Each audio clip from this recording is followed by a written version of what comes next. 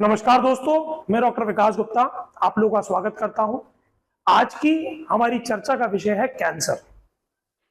देखा जाए कैंसर से लोग बहुत डरते हैं और बहुत घबराते हैं, लेकिन क्या आपको पता है कि कैंसर के सेल हर उस इंसान के शरीर में पनप रहे हैं जो भी इस पृथ्वी पे जीवित है। अब वो सेल्स शांत मोड में आपकी बॉडी में बैठे हुए हैं। सेल्स कहीं बाहर से नहीं आते, किसी इन्फेक्शन के द्वारा आपके शरीर में ट्रांसफर नहीं होते, किसी इंजेक्शन से ट्रांसफर नहीं होते, किसी ब्लड ट्रांसफ्यूजन से ट्रांसफर नहीं होते। कैंसर सेल्स आपकी बॉडी में पड़े हुए हैं शांत रूप में, लेकिन जैसे आपकी जीवन शैली, भोजन और आपके जीवन में उथल-पुथल यानी कि स्ट्रेस का माहौल डेवलप होता है, तो इन कैंसर सेल्स को जीवित रहने के लिए, मल्टीप्लाई करने के लिए ऐसा भोजन प्राप्त होता है जिससे इनका मल्टीप्लिकेशन प्रोसेस स्टार्ट हो जाता है। अभी जो सेल्स हैं आप ऐसे समझ सकते हो कि जैसे एक खेत के अंदर वीड पैदा हो जाती है। एक खेत के अंदर वो फसल को खाने वाले वीड पैदा हो जाते हैं, और वो वीड को अगर जड़ से उखाड़ के फेंक दें फिर भी वो उसी पृथ्वी में रहते हैं। उनको मारने के लिए सबसे पहले आपको ये बात समझनी पड़ेगी कि आपको अपने जीवन काल के अंदर अपने अंदर ये बदलाव लाना है कि अपनी बॉडी को संतुलित रखना है।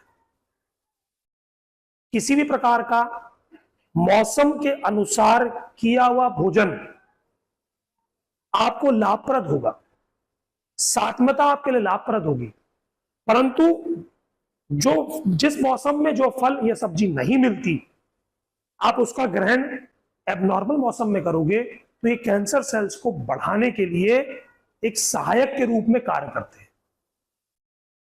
भोजन का जो समय काल है, जब आपको जीर्ण यानी कि भूख लगी है तब भोजन करना, भोजन अपनी क्षमता के अनुसार करना, अपनी सात्मता के अनुसार करना। सात्मता का मतलब, अगर मान लीजिए कोई साउथ इंडिया में रहता है और वो बचपन से ही चावल खाता है तो उसकी सात्मता चावल से है। कोई नॉर्थ इंडिया में रहता है वो गेहूं खाता है तो उसकी सात्मता गेहूं से है। जैसे कि अगर आप 25 साल तक थे उम्र के अंदर, आप कुछ भी खाते थे, कैसा भी खाते थे, सब पचाते थे।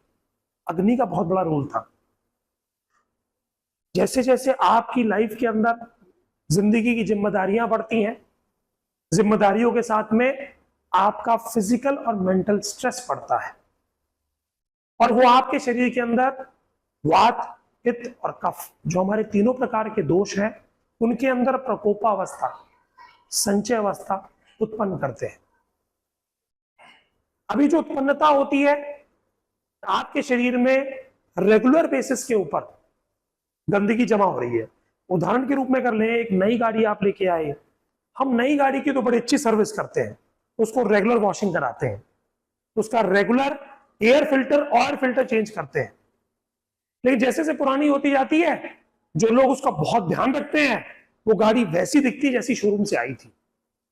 लेकिन जो लोग उसका ध्यान रखना बंद कर देते हैं, इस जीवन की दौड़ भाग में समय से खाना खाना छोड़ दिया, समय से व्यायाम करना छोड़ दिया, पॉजिटिव एटीट्यूड नहीं रखा, नेगेटिव थॉट अपनी लाइफ में रखे, इन सेल्स को मौका मिल जाता है जीवित होने का।